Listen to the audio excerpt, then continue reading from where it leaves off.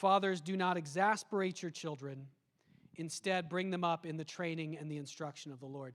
I'm going to tell you a brief story about my dad and my grandpa, and a way that they both failed on opposite extremes. They didn't fail at everything, just like I haven't failed at everything, and father, dad, neither have you failed at everything. But all of us failed in some ways. So my grandfather, he lived in a generation that was much stricter than our generation now, right? And thought that a good way to approach things would be just to take initiative and go after it and draw the boundaries and punish his kids so they'd go the right way. His motivation was love for sure, but he went way overboard. When I've talked and listened to his children, my dad and my uncles and my aunt, about what it was like growing up with him, they would say to me, "You don't even know what your grandpa was like when we were kids. We were scared of him all the time." He wanted so badly for them to go the right way that he went way overboard on punishment and going after them and constantly criticizing them and trying to force them into the right way, all out of a heart of love.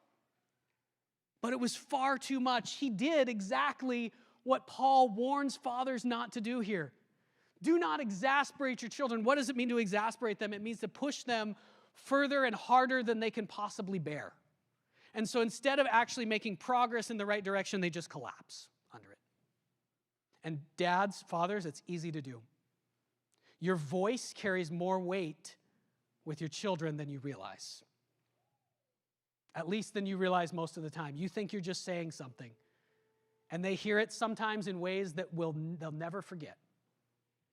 Now, my dad, my father, he reacted to this by going totally the opposite way. Not only was he absent a lot of the time, but even when he was with me, he often refused, flat out refused. I've told you guys this before. He flat out refused to guide and discipline me. Sometimes, just one story, one example to illustrate that, there was a time when I was a teenager, we had this deep conversation. I was dying for him to give me guidance on what to do with my life. And he literally told me no.